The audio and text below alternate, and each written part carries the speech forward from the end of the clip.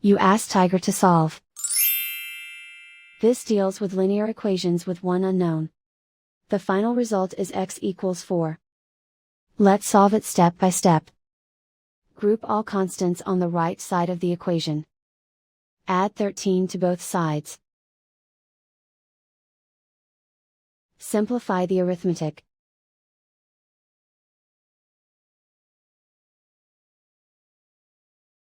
Isolate the x. Divide both sides by 8. Simplify the fraction.